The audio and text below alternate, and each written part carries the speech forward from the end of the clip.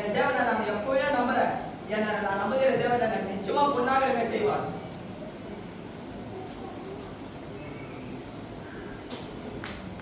இப்படி இவ்வளவு கஷ்டப்பட்டுதான் இந்த பைபிள் நம்ம கைக்கு வந்துச்சு.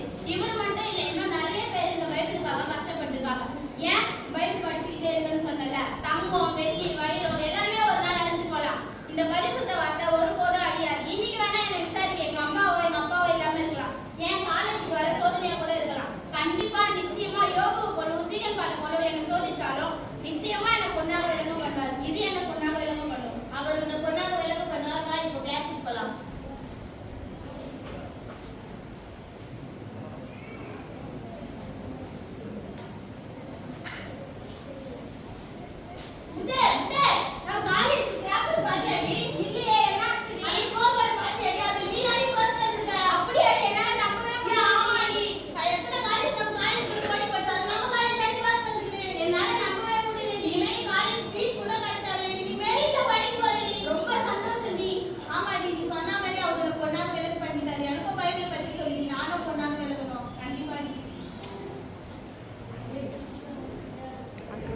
ஆண்டவரே, உம்முடைய பாதத்துல நாங்கள் இன்னும் ஒரு முறை விசுவாசத்தை பற்றி உம்முடைய வேதத்திலிருந்து நீர் எங்களுக்கு கற்றுக் கொடுக்கிறதை, இன்று எங்களுக்கு கற்றுக் கொடுக்கிறதை நாங்கள் கவனமாய் கேட்கிறவர்களாக மட்டுமல்ல தகப்பனே, நீர் சொல்லுகிறதை நாங்கள் செய்கிறவர்களாக, உமக்கு கீழ்ப்படுகிறவர்களாக எங்கள் ஒவ்வொருவருடைய இருதயத்தையும் நீர் பக்குவப்படுத்தும். இயேசுவின் மூலம் ஜெபம் கேளும் பிதாவே, ஆமென்.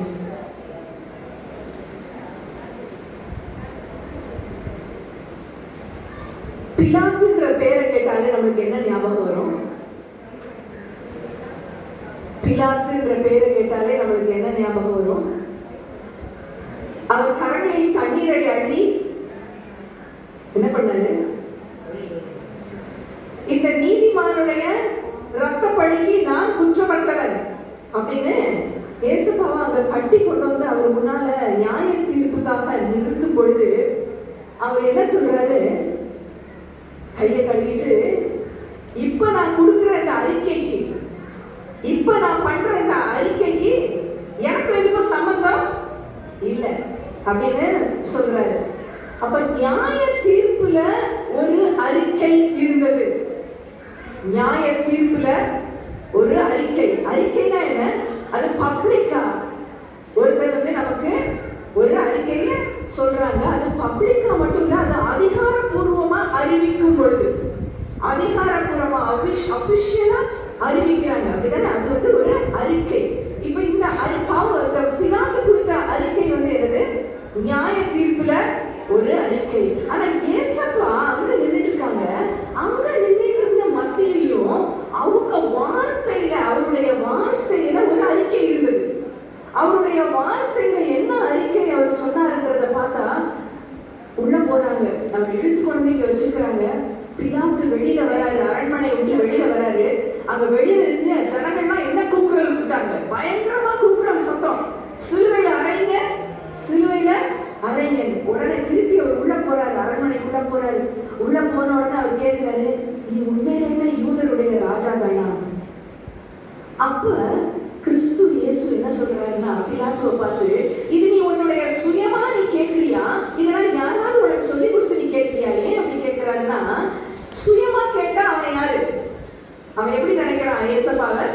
சும்மா அவரு ஒரு சாதாரண ஒரு அதிகாரி, அவர் அதிகாரத்தை பிடிக்க பார்க்கிற ஒரு ராஜா அப்படின்னு. ஆனா அந்த யூதர் எதுக்காக அவரை கொண்டு நாங்க நிறுத்தி இருந்தாங்க? மேசியா என்ற ராஜா என்ற அறிக்கை. அவர் மேசியா, அவர் ரட்சகர். கிறிஸ்து இயேசு உலகத்தில் வந்து உங்க என் பாவத்தையும் அவருடைய ரத்தத்தினால கழுவி நம்மை ரட்சிக்க வந்த ராஜாதி ராஜா. இந்த அறிக்கைக்காக தான் அவரு உலகத்துக்கு வந்தாரு. அப்ப அவருடைய இந்த வார்த்தையாகிய கடவுள், வார்த்தையாகிய கர்த்தர் இங்க வந்து அவர் என்ன அறிக்கையை சொல்றாரு இந்த பிலாத்துக்கு? நான் உண்மையிலுமே ராஜாதான், நான் ராஜாதான். ஆனா இந்த உலகத்தின் ராஜ்யம் என்னுடைய ராஜ்யம் கிடையாது. என்னுடைய ராஜ்யம் எது? சத்தியம். சத்தியத்தை பற்றி 19:36 இருக்கு. சத்தியத்தை குறித்து சாட்சி கொடுக்கவே நான் வந்தேன். அப்ப பிலாத்து எப்படிப்பட்ட ஒரு அறிக்கையை சொன்னாரு? நியாய தீர்ப்புல ஒரு அறிக்கை. எனக்கு இதுக்கு சம்மதம் கிடையாது, அப்படிதானே? இந்த தீர்ப்புக்கும் இதுக்கும் எனக்கு சம்மதம் கிடையாது. ஆனால் இயேசு கிறிஸ்து அவர் கட்டப்பட்டவராய் நிற்கும் பொழுது எனக்கு உங்களுக்கு சம்மந்தம், எனக்கு உங்களுக்கு ஒரு சம்பந்தத்தை நான் உருவாக்கலாம் இந்த உலகத்துக்கு வந்திருக்கிறேன். இதுதான் அவருடைய அறிக்கை. மனுஷனால கடவுள்கிட்ட போக முடியல. அதனால இது என்ன அறிக்கை? கர்த்தர், கர்த்தாதி கர்த்தர், ராஜாதி ராஜா அவர் எங்க வந்துட்டாரு? நம்ம மத்தியில நம்மோடு வாசம் பண்ணுவதற்காக, நம்மோடு உறவு கொள்வதற்காக, சத்தியமாக, வழியாக, ஜீவனாக நான் உன் மத்தியில நிற்கிறேன் அப்படின்னு சொல்லி அறிக்கை அங்க யார் முன்னால தொழிச்சுது? அந்த பிலாத்து முன்னால தொழிச்சுது. அதுக்கப்புறமா அவர் எங்க போறாரு? சிலுவைக்கு செல்கிறார். எதற்காக? உங்களுக்காகவும் எனக்காகவும். அப்ப ஒரு அறிக்கையை நீங்களும் நானும் செய்வதற்காக, என்ன அறிக்கையை நீங்களும் நான் இன்னைக்கு செய்ய போறோம்னா விசுவாசத்தின் அறிக்கை. எல்லாரும் சொல்லலாமா? நம்ம இப்ப நியாய தீர்ப்புல ஒரு அறிக்கையை பார்த்தோம். வார்த்தையாகிய கடவுள் கொடுக்கிற அறிக்கை, கர்த்தாதி கர்த்தர் கிறிஸ்து இயேசு என்ன அறிக்கையை கொடுக்கிறார்? நானே வழி, சத்தியம், ஜீவன். இந்த ஜீவன் உங்களுக்கும் எனக்கும் வேணும்னா நான் இனிமே ஒரு விசுவாச அறிக்கையை நான் செய்யணும். நீங்களும் என்ன செய்யணும்? ஒரு விசுவாச அறிக்கையை செய்யணும். இதுக்கு பேரு தான் ஃபெய்த் டிக்ளரேஷன். என்ன பேரு? Faith declaration. இப்போ இந்த விசுவாச அறிக்கையை நீங்களும் நானும் செய்யணும்னா முதலாவது பாவ அறிக்கையை நீங்களும் நானும் செய்யணும். என்ன பாவ அறிக்கை? ஆண்டவரே, பாவியான என் மேல நீங்க கிருபையாய் இருங்கள். கிருபையினாலே விசுவாசத்தை கொண்டு ரட்சிக்கப்பட்டீர்கள். இது தேவனுடைய ஈவு, இது உங்களால் உண்டானது அல்ல. அப்ப இந்த ரட்சிப்பு, இந்த மீட்பு, இந்த உறவு, இந்த உறவுக்காக தான் நான் இங்க வந்தேன் அறிக்கை சொல்றாரு. இந்த சத்தியத்திற்காக தான் நான் வந்தேன். ஏசப்பாங்க கட்டப்பட்டவராக, முள்முடி சூட்டப்பட்டவராக அங்க நிற்கிறாரு, உங்களுக்கு எனக்காகவும். அப்ப இந்த உறவுக்குள்ளாக இன்னைக்கு நீங்களும் நானும் ஒரு அடி எடுத்து வச்சோம்னா விசுவாசம். ஆண்டவரே, நான் உங்களை விசுவாசிக்கிறேன். இனிமே உலகம் எனக்கு வேண்டாம், நீங்க எனக்கு போதும் அப்படின்னு சொல்லி இந்த கிருபை எனக்கு போதும். இந்த கிருபைக்குள்ள நான் வரேன். இந்த கிருபையும் சத்தியமும் நிறைந்தவரான ராஜ்யத்துக்குள்ள நீங்களும் நானும் அடி எடுத்து வைக்க போது உறவு, அங்க புது உறவு பிறக்கிறது. இனிமே உலகத்தின் அடிப்படையில நம்ம விசுவாச அறிக்கை கிடையாது. உலகத்தின் அடிப்படையில என்ன அறிக்கையெல்லாம் நம்ம செய்வோம்? பதவி இருந்தா, பணம் இருந்தா நம்ம என்ன செய்வோம்? நிறைய அறிக்கை நம்ம செய்வோம். என்னால முடியும், இதை நான் செஞ்சிருவேன், அதை நான் செஞ்சிருவேன், அப்படிதானே?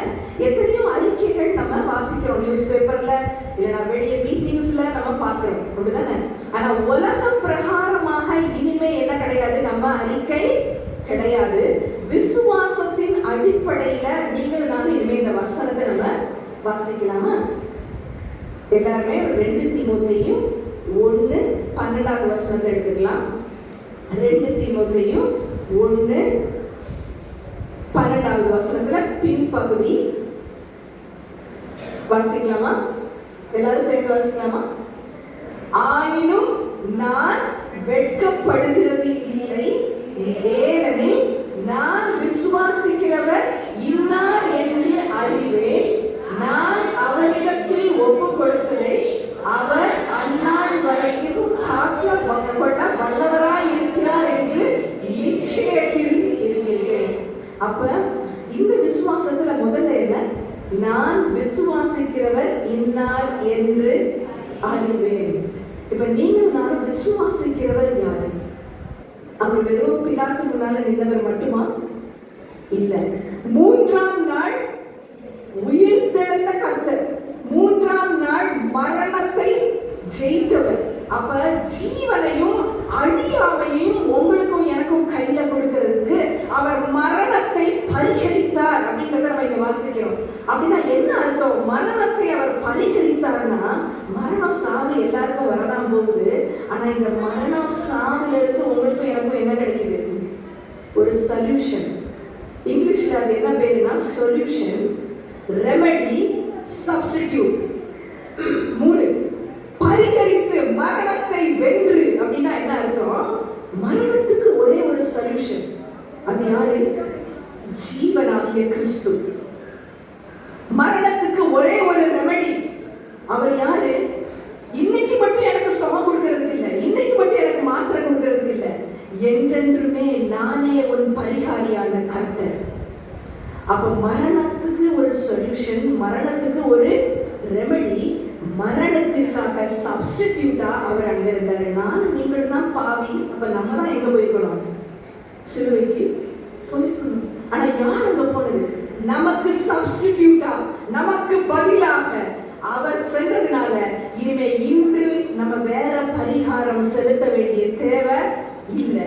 அவரே பரிகாரியான கர்த்தர். இந்த விசுவாசத்துக்குள்ள நீங்கள் நானும் அடி எடுத்து வச்சோம்னா இன்னைக்கு நம்ம 3 கட் அவுட் ரொம்ப சுருக்கமா நம்ம பண்ண போறோம். 3 கட் அவுட். இப்ப நல்லா அழகா நடிச்சு காட்டினாங்கல்ல, அது மாதிரி ஒரு 3 கட் அவுட்.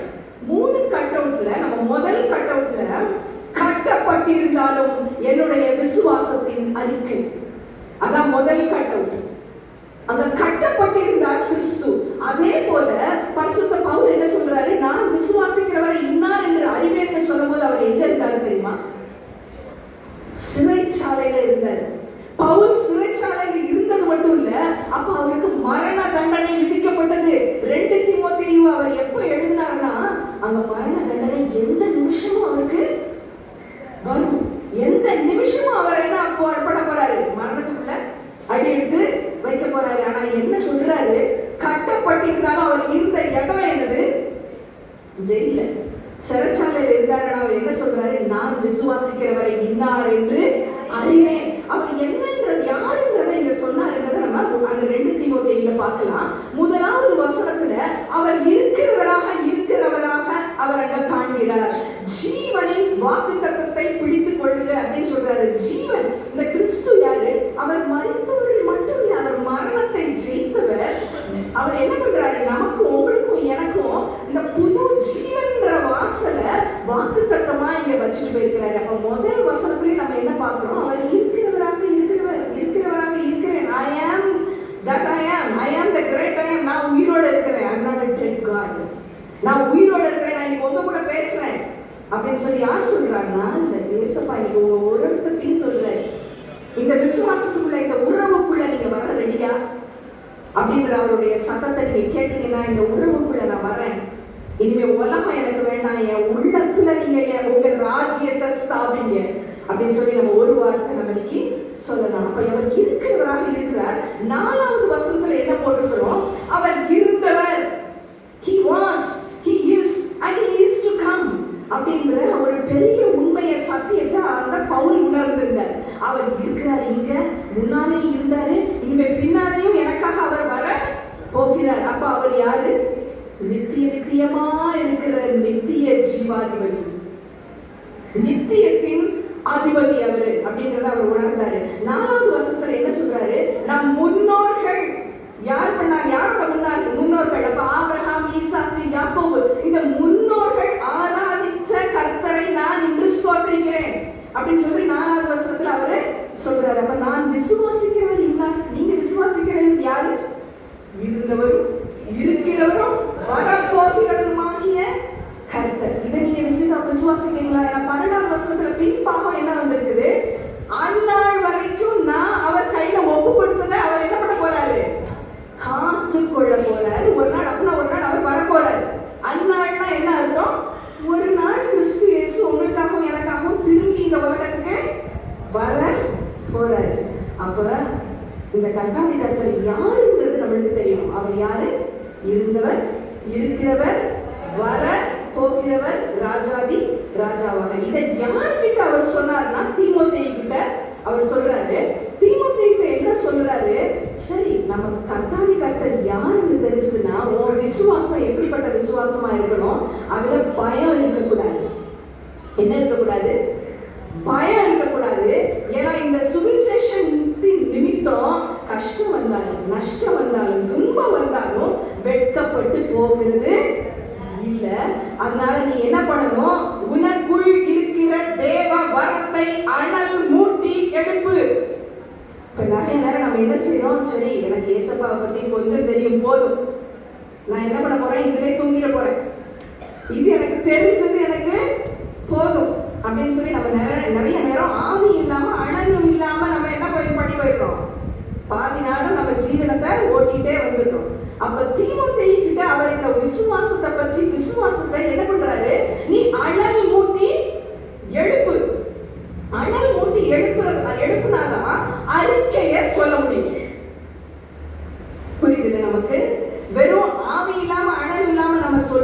பார்க்கிறோம், உண்மையிலேயுமே நம்ம இருதயம் கொடுத்து விட்டு எரிகிறது.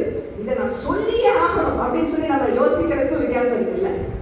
இந்த விஷயத்தை நான் ஒருத்தர்கிட்ட சொல்லியே ஆகணும் அப்படின்னு சொல்லி நம்ம ஒரு அதே ஆர்வத்தோடு இருக்கிறதுக்கும் ஆவலோடு இருக்கிறதுக்கும் சும்மா தூங்கி எழுப்பி சொல்றதுக்கும் நிறைய வித்தியாசம் அப்படிதானே. அப்ப இவர் தீமோத்தேயுடைய விசுவாசத்தை எழுப்பி விடுகிறார். அங்க என்ன சொல்றாரு? இடம் இல்லை இனிமே உன் வாழ்க்கையில. நம்ம எல்லாரும் சொல்லுவோம், இனிமே இடம் இல்லை என் வாழ்க்கையில. சொல்லலாம், இடம் இல்லை என் வாழ்க்கையில. எதுக்கு? பயத்திற்கு, வெட்கப்பட்டு போவதற்கு, அனலே இல்லாம இருக்கிறதுக்கு என் வாழ்க்கையில இனிமே இடம் இல்லை. அது எந்த வசனத்துல இருக்குது? தேவன் நமக்கு பயமுள்ள ஆவியை கொடாமல், அவர் எப்படிப்பட்ட ஆவியை? பரிசுத்த ஆவியானவர்னால நமக்கு என்ன கிடைக்குது? அன்பு, பலம், தெளிந்த புத்தி.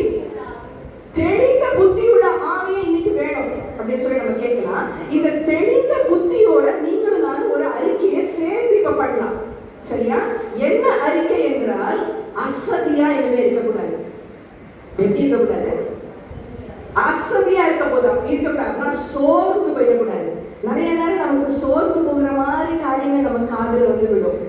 சோர்ந்து போகிற மாதிரி சூழ்நிலைகள் நம்மளுக்கு ஒருவேளை இருக்கலாம். நான் நினைச்சது நடக்கலையே, நான் எதிர்பார்த்த மாதிரி இது இல்லையே, அவங்க சொன்னது எனக்கு ரொம்ப மனசு வந்து குற்றப்படுத்திருச்சு அப்படின்னு சொல்லி நம்ம நிறைய நேரம் என்ன பண்ணலாம்? சோர்ந்து போயிடலாம். அப்படி நம்ம சோர்ந்து போக போக ரொம்ப அசதியா, டயர்டா, நம்ம வியரின்னு சொல்றது இங்கிலீஷ்ல, அப்படி நம்ம ஆயிடலாம். ஆனா அப்படி ஆகாம நம்ம ஒரு அறிக்கையை செலுத்தணும்னு இன்னைக்கு சொல்றாரு. அதை நம்ம சீக்கிரமா சொல்லலாம். 1 தீமோத்தேயு 4வது அதிகாரத்துல 14வது வசனத்துல இதேதான் இருக்கு. ஒரு தீர்க்க தரிசனங்கள் மூலமாக உன் தலை மேல நாங்க வச்சு ஜெபம் பண்ணிருக்கோம். இந்த ஜெபத்தின் விளைவினால நீ அசதியா இராத. ஆனா நீ எப்படி இருக்கணும்? 12வது வசனத்துல போட்டிருக்குது, உன் வார்த்தையிலும் உன் நடக்கையிலும் அன்பிலும் ஆவியிலும் விசுவாசத்திலும் கற்பிலும் விசுவாசிகளுக்கு மாதிரியாயிரு. விசுவாசிகளுக்கு என்ன பண்ணணும்? மாதிரியாயிரு. Set an example. நீ தூங்கிராத, நீ அசதி ஆயிடாத, நீ சோர்ந்து போயிடாத. அப்போ என்ன அறிக்கை நம்ம செய்யணுமா? 15வது வசனம், நான் பாஸ் ஆயிட்டேன். எதுல பாஸ் ஆயிட்டேன்? சும்மா ஜஸ்ட் வந்து இந்த சர்ச்சுக்கு வர்றது, தூங்குறது, அதுக்கு மட்டும் நான் பாஸ் ஆகல. விசுவாசத்துல நான் என்ன செஞ்சுட்டேன்? பாஸ் ஆயிட்டேன். இங்கிலீஷ்ல அது எப்படி போட்டிருக்கு? யூத் எல்லாம் நம்ம கவனிச்சுக்கலாம். Let your progress be evident to all. Let your progress report card எல்லாம் வாங்குவோம்ல, நம்ம பிள்ளைகளுக்குமே நம்ம ரிப்போர்ட் கார்டு என்ன செய்வோம்? வாங்குவோம், பார்ப்போம்ல. அதுல என்ன மார்க் வாங்கியிருக்கு என் பிள்ளை அப்படின்னு சொல்லி நம்ம பார்ப்போம்ல. ஐயோ இவ்வளவு மோசமான மார்க்கா, இவ்வளவுதான் நம்ம ப்ராக்ரஸா அப்படின்னு சொல்லி நம்ம பார்ப்போம்ல. இன்னைக்கு விசுவாசத்துல நீங்களும் நானும் எதுலதான் நம்ம ப்ராக்ரஸ் ஆகணுமா? நம்ம வார்த்தையில. சொல்லலாமா? நம்ம வார்த்தையில, நம்ம நடக்கையில, நம்ம அன்புல, ஆவியில அழகு இல்லாம குளிர் இல்லாம இருக்கக்கூடாது. ஆவியில, பரிசுத்த ஆவியானவரின் நிறைவுல. அடுத்து என்ன போட்டுருக்கு? விசுவாசத்துல, கற்புல, நான் பியூரிட்டி. இதுல நான் தேர்ச்சி அடைவேன்ற அறிக்கை தான் நம்ம முதல் அறிக்கை. ஆண்டவரே எனக்கு பணம் வேணும், எனக்கு பொருள் வேணும், எனக்கு இன்னொரு 2 கார் வேணும். அதுதான் நம்ம விசுவாச அறிக்கை கிடையாது. ஃபெய்த் டிக்ளரேஷன் அது கிடையாது. ஆண்டவரே நான் நம்பிட்டேன், எனக்கு நீங்க இதை கொடுக்க போறீங்க அப்படின்றது ஃபெய்த் டிக்ளரேஷன் கிடையாது. அது விசுவாசத்தின் அறிக்கை கிடையாது.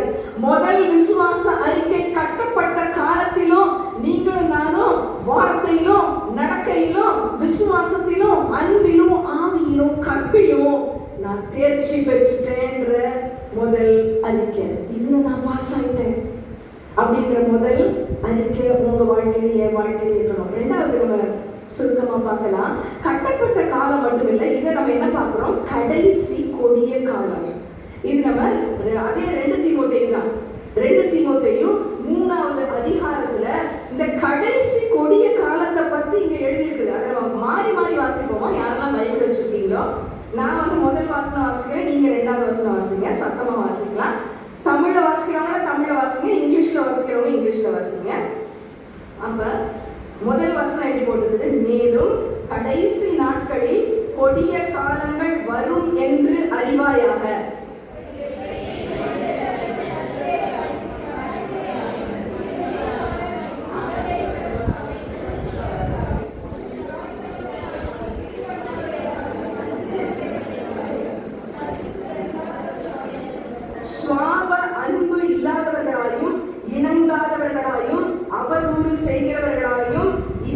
இரக்கம் இல்லாதவர்களாயும் கொடுமை உள்ளவர்களாயும் நல்லோரை பகைக்கிறவர்களாயும்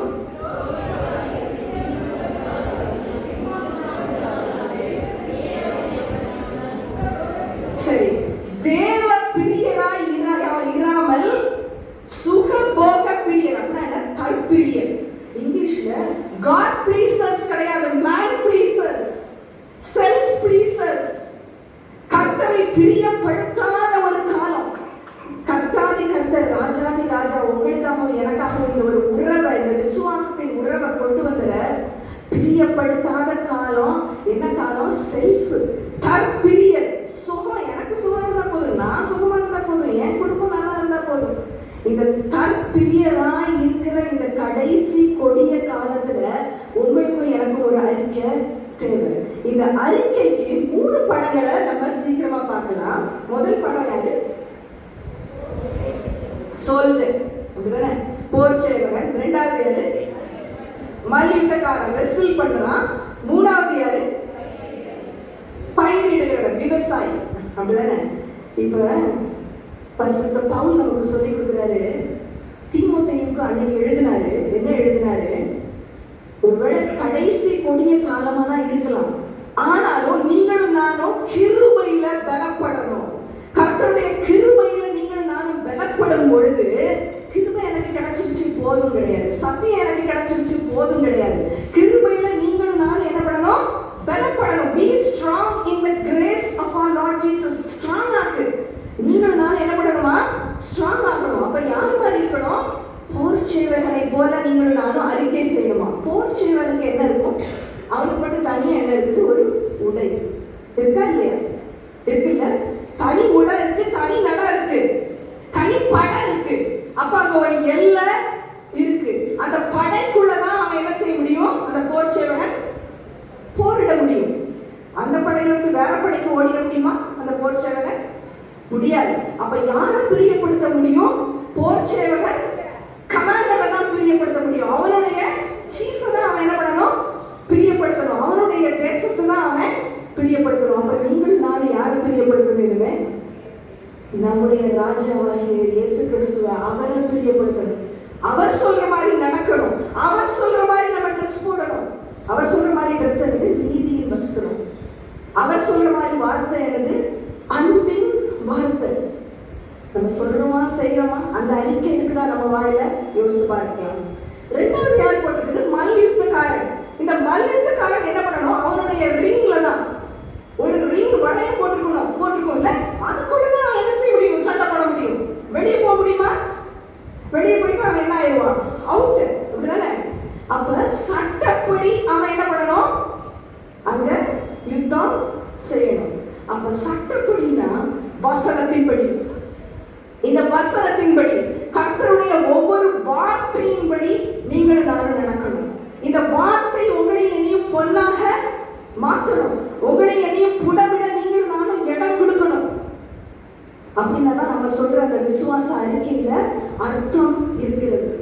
அர்த்தம் மட்டும் இல்ல, அதுல அநேக அர்ப்பணிப்பும் அந்த வார்த்தையில வரும். அப்ப நடை உடை படை வந்து வேற.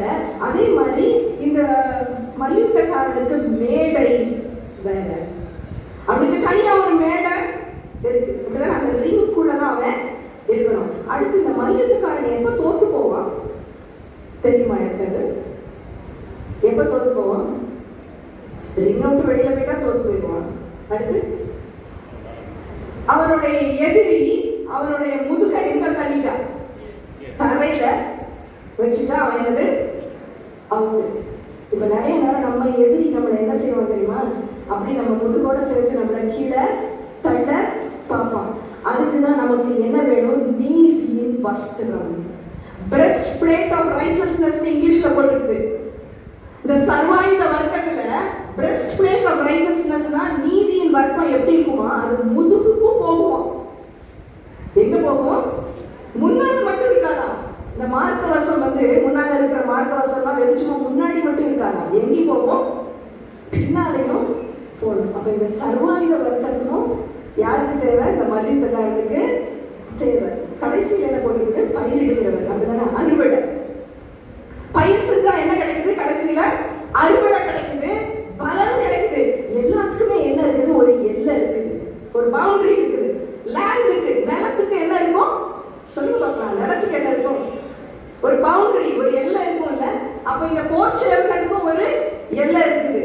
யாருக்கு? மல்யுத்தக்காரனுக்கும் ஒரு ரிங் எல்லை இருக்குது.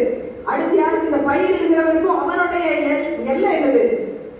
அந்த நிலம், அவனுடைய நிலம் வந்து அவனுக்கு பவுண்டரி. ஆனா எல்லையே இல்லாத ஒரு விசுவாச அறிக்கையை நீங்கள் நான் பண்ணக்கா இங்க கர்த்தர் நம்மளை கூட்டுறாரு, நமக்கு உணர்த்துகிறார்.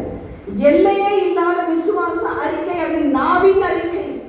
ஏன்னா ஒரு நாள் வரப்போகுது, அந்த நாள்ல எல்லா நாவும் என்ன அறிக்கை செய்ய போகுது?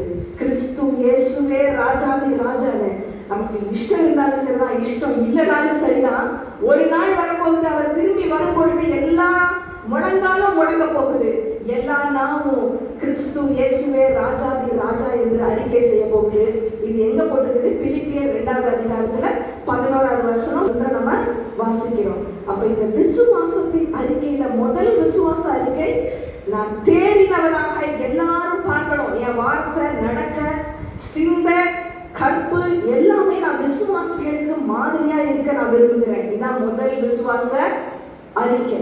2வது விசுவாச அறிக்கை என்ன? தீங்கு நாள் வரலாம், துன்பங்கள் வரலாம், கஷ்டம், கவலை, நோய் ஏதாவது ஒண்ணு வரலாம் நம்ம வாழ்க்கையில. வந்தாலும் கடைசி வரைக்கும் உங்களையும் என்னையும் பாதுகாக்க வல்லவர் யாரு? கர்த்தர். ஏன்னா அந்த கடைசியில எப்படி போட்டுக்குது? அந்நாள் வரைக்கும் நான் ஒப்பு கொடுத்துதான் என்ன பண்றாரு? காத்து கொள்றாரு. இப்ப ஒரு நிமிஷம் நீங்களும் நானும் இன்னைக்கு எதை நம்ம ஒப்பு கொடுக்க போறோம்?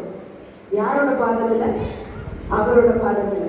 நான் இதை ஒப்பு கொடுக்குறேன், என்ன ஒப்பு கொடுக்குறேன், என் குடும்பத்தை ஒப்பு கொடுக்குறேன், என் பிள்ளைகளை ஒப்பு கொடுக்குறேன், நான் வேலை செய்யற இடத்துல ஒரு சில நபர்களை நான் ஒப்பு கொடுக்குறேன் உங்க கையில. அந்த சொல்லி நம்ம ஜெபம் பண்ணுவோமா? ஒரு நிமிஷம் எடுத்து நம்ம எல்லாருமே நம்ம யார், நம்ம எதை ஒப்பு கொடுக்க போறோம் அப்படின்னு சொல்லி நம்ம ஒப்பு கொடுப்போம். ஒப்பு கொடுத்தோம்னா இதுல ஒரு ஸ்பெஷல் பிரைஸ், ப்ராக்ரஸ் ரிப்போர்ட் நம்ம முதல்ல பார்த்தோம். அதுல நம்ம பாஸ் ஆயிட்டோம்னு முதல்ல மட்டும் டிக் பண்ணோம். சில நேரம் இந்த ப்ராக்ரஸ் ரிப்போர்ட்ல என்ன எழுதிருப்போம்? டீச்சர் என்ன எழுதியிருப்பாங்க? வெரி குட் எழுதுவாங்களா? எழுத மாட்டாங்களா? எழுதுவாங்கல்ல. சிறப்பு பரிசு என்ன எழுதுவாங்க அந்த ப்ராக்ரஸ் ரிப்போர்ட்ல? வெரி குட் இல்லைன்னா எக்ஸலன்ட் எழுதுவாங்களா இல்லையா? எழுதுவாங்கல்ல. அதே மாதிரி இன்னைக்கு நான் ஒப்பு கொடுக்குறேன்னு சொன்னேன்னா எக்ஸலன்ட்னுக்கு பதிலா ஆண்டவர் உங்களுக்கு எனக்கு சொல்ற என்ன சொல்றாரு? கடைசி வரைக்கும் நான் என்ன பண்ணுவேன்? நீ கொடுத்ததை பாதுகாப்பேன். கடைசி வரைக்கும் நீங்களும் நானும் இன்னைக்கு எதை அவர் பாதத்துல ஒப்பு கொடுக்கிறோமோ கடைசி வரைக்கும் அவர் வரும் வரை துன்பத்திலிருந்து, தீங்கிலிருந்து காத்து உங்களை வழி நடத்த கர்த்தர் வல்லவராய் இருக்கிறார். இதை விசுவாசிக்கிறோமா? விசுவாசிக்கிறோமா இல்லையா? விசுவாசிக்கிறோம்ல. அப்ப இந்த ஸ்பெஷல் பிரைஸ் வேணும் தானே? வெறும் பாஸ் மார்க் மட்டும் வேணுமா? நமக்கு ஸ்பெஷல் பிரைஸ் வேணும்னா இன்னைக்கு ஒப்பு கொடுக்கணும். எதை ஒப்பு கொடுக்கிறோமோ அதை அவர் கடைசி வரைக்கும் அவர் பாதுகாக்க வல்லவர். கடைசியாக கட்டப்பட்ட காலத்துல ஒரு அறிக்கை, அது நல்ல அறிக்கைங்கிறத பார்த்தோம். கடைசி கொடிய காலத்துல நாவின் அறிக்கை. எல்லா நாவும் அவரை ஸ்தோத்திரிக்கும், எல்லா முழங்காலும் அவருக்கு முன்னால முழங்கும். அதனால நீங்களும் நானும் என்ன அறிக்கை செய்யணும்? ஆண்டவரே நான் ஒப்பு கொடுக்குறேன் உங்க கையில அப்படின்னு சொல்லி நம்ம சொல்றோம். கடைசியா நம்ம ஒரு காரியத்தை நம்ம பார்த்து நம்ம ஜெப வேலைக்குள்ள போலாம். கடைசியில எதை நம்ம கட்டுக்கதைகளுக்கு சாயும் காலத்திலையும் நீங்களும் நானும் ஒரு அறிக்கையை செய்ய கடமைப்பட்டிருக்கோம். இது 2 தீமோத்தேயு 4வது அதிகாரத்துல இருக்குது. 4வது அதிகாரத்துல 3வது வசனம் 4வது வசனத்துல இருக்குது. கட்டுக்கதைகளுக்கு சாயும் காலம் அப்படின்னா உண்மையான உபதேசம் எங்க இருக்குது? கர்த்தருடைய வசனத்துல இருக்குது. இதை விட்டு நம்ம தேவை இல்லாததுல மட்டும் நம்ம ஃபோக்கஸ் வச்சுக்கிறது நல்லதுதான். கிறிஸ்துமஸ் கேக் நம்ம எல்லாரும் வெட்டணும்னு நினைப்போம்ல. இப்ப அடுத்த மாசம் என்ன வர போகுது? கிறிஸ்துமஸ் வருது. அப்படிதானே? தேவைதான். ஒரு கிறிஸ்துமஸ் கேக் நம்ம வெட்டணும்னு ரொம்ப ஆசையா இருக்கும். நம்ம குடும்பத்தோட எல்லாரோடையும் நம்ம கிறிஸ்துமஸ் கேக் வெட்டி சாப்பிடணும்னு நமக்கு ஆசையா தான் இருக்கும். ஆனா இந்த கிறிஸ்துமஸ் கேக் வெட்டும் போது நம்ம மறந்துட வேண்டாம், உங்களுக்காகவும் எனக்காகவும் கிறிஸ்து இயேசு என்ன பண்ணாரு? காயப்பட்டார். கேக்க நம்ம ஜாலியா வெட்டிடுறோம். காயப்பட்டவரை நமக்காக அவர் என்ன பண்ணாங்க? குஞ்சினாங்க. அப்படிதானே? அப்ப ஒரு முறையாவது இந்த ஏசப்பாவை பத்தி பக்கத்துல இருக்கிறவங்க நம்ம சொல்லுவோமா? இந்த ஏசப்பாவுக்காக ஒரு சின்ன அறிக்கை, நல்ல அறிக்கை, நாவின் அறிக்கை, நம்ம அறிக்கை எப்படி இருக்க போகுது? நம்ம சொந்த அறிக்கை எப்படி இருக்க போகுது? அவரை ஏசப்பா கிட்ட நீங்க ஒப்பு கொடுங்க அப்படின்னு சொல்லி நம்ம யாரையாவது சொல்லுவோமா பார்த்து? இந்த கிறிஸ்துமஸ் அப்ப வெறும் கேக் மட்டும் வெட்டிடாம சந்தோஷம் தான் கேக் வெட்டுறது. அடுத்து நம்ம எல்லாரும் எங்க போறோம்? பாட போறோம். இதுதானே கேரல் ட்ரம்ஸ் போறோம். எல்லாரும் பாட போறோம். எல்லாருமே பாட போறோம். அவர் பாடுபட்டார், உங்களுக்கும் எனக்காகவும் அவர் பாடுபட்டார்ன்ற அந்த சிந்தையினோட சேர்ந்து நீங்களும் நானும் கிறிஸ்துமஸ் கேரல் போக முடியுமா? அவர் எதுக்காக பாடுபட்டார்? உங்களுக்காகவும் எனக்காகவும். அந்த உண்மையை, அந்த சத்தியத்தை மற்றவங்களுக்கு நம்ம சொல்ல முடியுமா? பாவம், சாபம், மரணத்தை அவர் ஜெயிக்கிறதுக்காக தான் அவர் பாடுபட்டார், அவர் காயப்பட்டார்ன்ற சத்தியத்தை நம்ம பகிர்ந்து கொள்ள முடியுமா? நல்லா கொண்டாட விரும்புறோம், அலங்கரிக்க விரும்புறோம், தப்பு கிடையாது. ஆனா தேவையானது ஒன்று, ஆரம்பிச்சதை முடிக்கணும். தேவையானது ஒன்று பவுல் அப்போஸ்தலர் கடைசியா எப்படி சொல்லி முடிக்கிறாரு தீமோத்தேயுக்கு? என்ன அறிக்கை நீ கொடுக்கணும்? சரி, நம்ம கேக் வெட்டுறோம், ஒரு வருஷம் நல்லதுதான், கேரல்ஸ்லாம் போறோம், கொண்டாடுறோம், ரொம்ப நல்லது. ஆனா தேவையானது என்ன? நல்ல போராட்டத்தை போராடு, விசுவாசத்தை காத்துக்கொள். கடைசி வரைக்கும் நீங்களும் நான் என்ன பண்ணணும்? விசுவாசத்தை காத்துக்கொள்ளணும். அப்படின்னா என்ன அர்த்தம்னா, நம்ம ஒருத்தரும் ஆரம்பிச்ச சின்ன சின்ன விஷயத்தை முடிக்கணும். கிறிஸ்துவுக்காக அவருடைய சாயலாக நீங்களும் நானும் மாறும் பொழுது, மாற ஒப்பு கொடுக்கும் பொழுது, நீங்களும் நானும் ஆரம்பிச்சதை என்ன செய்யணும்? முடிக்கணும். ஒரு சின்ன உதாரணத்தை சொல்லி நம்ம ஜெப வேலைக்கு போலாம். ஒரு ஆத்லெட் இருந்தாரா, மல்யுத்தக்காரர்ல, மேரத்தான்னா தெரியுமா எல்லாருக்கும்? மேரத்தான்னா தெரியும்ல, அது ரொம்ப நெடுதூரம் ஓடணும். அது 42 கிலோமீட்டர் ஓடணுமா. அப்ப 42 கிலோமீட்டர் ஓடும் போது ஒருத்தர் என்ன செஞ்சாரு, ஓடிட்டு இருக்கும் போது நடுவழியில் என்ன பண்ணிட்டாரு, விழுந்துட்டாரு. எந்திரிக்கவே முடியல. நிறைய டாக்டர்ஸ் வந்து அவருக்கு ஹெல்ப் பண்ண பார்த்தாங்க. கிராம்ஸ் ரொம்ப மோசமா வந்ததுனால அவருக்கு என்ன செய்ய முடியல, எந்திரிக்க முடியல. மற்றவங்க எல்லாம் ஓடி முடிச்சுட்டாங்க. அடுத்த நாள் திடீர்னு பாக்குறாங்களா, இந்த யாரு விழுந்தாவோ, இந்த வீரன் யாரு விழுந்தாவோ, அவன் என்ன பண்ணிட்டு இருக்கானா, நிறைய கட்டு காலில் இந்த காலில் போட்டுட்டு நொண்டி நொண்டி நொண்டி நொண்டி எங்க போயிட்டு இருக்கானா, முடிக்கிறதுக்கு போயிட்டு இருக்கானா. அப்ப எல்லாரும் பிரஸ்ல இருந்து ஓடி வந்து கேட்டாங்க, என்னப்பா உனக்கு ஆச்சு? இது நேத்தே முடிஞ்சு போச்சு இந்த போட்டி, எல்லாருமே பிரைஸே வாங்கிட்டு போயிட்டாங்க, நீ இன்னும் போற அப்படின்னு சொல்லும்போது அவன் என்ன சொன்னானா, அவன் இங்கிலீஷ்ல சொன்னான், உண்மையா நடந்தது. அவன் இங்கிலீஷ்ல சொன்னானா, my country did not send me to start the race, my country sent me to finish the race. அப்படின்னா என்ன அர்த்தம்? என்னுடைய தேசம் என்ன வெறும் இந்த ரேஸ ஆரம்பி மட்டும் என்னை அனுப்பல, இந்த ரேஸ முடி, இந்த ரேஸ் என்ன செய்ய நீ முடின்னு சொல்லிதான் என்னுடைய தேசம் அனுப்பிச்சு. இப்ப கிறிஸ்து இயேசுக்கு நான் ஒப்பு கொடுக்கிறேன். இப்பதான் நம்ம ஒப்பு கொடுத்தோம். அப்ப யாரு நம்ம ராஜா? அப்ப நம்ம எந்த ராஜ்யத்துல இருக்கிறோம்? ராஜாவுடைய ராஜ்யத்துல நீங்களும் நானும் பிள்ளைங்க. அப்ப நம்ம கையில கொடுத்த பொறுப்பு, நீங்க அர்ப்பணிச்சது ஆண்டவருக்காக, அதை ஆரம்பிச்சதை என்ன செய்யணும்? முடிக்கணும். அதுதான் தேவையானது, அது ஒன்றுதான் தேவையானது. அப்ப தேறினவராக நீங்களும் நானும் விளங்கணும். இரண்டாவது, வெறும் தேர்ச்சி மட்டுமல்ல, சிறப்பு பரிசு உங்க கையிலையும் என் கையிலையும் இருக்கணும். மூன்றாவது, திறந்த வாசலை நான் உன் முன்னால வச்சிருக்கிறேன்னு ஏசப்பா சொல்றாங்க. யார் யாரெல்லாம் ரெடி அந்த வாசலுக்குள்ள பிரவேசிக்கிறதுக்கு? ஏசப்பாவுக்காக திறந்த வாசலை நான் வச்சிருக்கேன். இந்த திறந்த வாசலுக்குள்ள நீ வந்து எனக்காக நீ என்ன செய்ய போகிற அப்படிங்கறத கர்த்தர் இன்னைக்கு கேட்கிறாரு. இப்ப கடைசியா நம்ம 3 விசுவாச அறிக்கையை நம்ம சொல்லுவோமா? தேறுவது எல்லாருக்கும் இனிமே தெரியணும். எதுல தேர போறோம்? வார்த்தையில, நடக்கையில, அன்புல, ஆவியின் நிறைவுல, விசுவாசத்துல, கற்பில நம்ம என்ன செய்ய போறோம்? பாஸ் ஆக போறோம், தேர போறோம். அதோட நம்ம முடிக்கல. ரெண்டாவது நம்ம என்ன செய்ய போறோம்? நம்மை நீக்க போகிறாரு. சரி, இது வெறும் துன்பத்துல மட்டும் நீக்கிட்டாரு, நம்ம என்ன செய்ய போல? ரெஸ்ட் எடுக்க போல. ஆண்டவரே, எனக்கு சிறப்பு பரிசு வேணும், நான் உங்களுக்கு ஒப்பு கொடுக்குறேன். ஒப்பு கொடுத்துட்டா நம்ம இனிமே என்ன செய்ய போறோம்? திறந்த வாசல் இருக்கு, நம்ம அறிக்கை செய்ய போறோம். விசுவாச அறிக்கை நம்ம என்ன செய்ய போறோம்? எல்லாரும் சேர்ந்து, எனக்கு திறந்த வாசல உங்களுடைய ராஜ்யத்திற்காக, சுவிசேஷத்திற்காக திறந்த வாசலை நீங்க வச்சிருக்கீங்க. எனக்கு முன்னால, எங்க குடும்பத்துக்கு முன்னால, எங்க சபைக்கு முன்னால, எங்க சமுதாயத்திற்கு முன்னால, எங்க தேசத்திலேயே நீங்க திறந்த வாசலை எனக்கு வச்சிருக்கீங்க. வச்சிருக்கீங்க. இதுல நான் ஆரம்பிச்சதை நான் முடிக்கணும். I should finish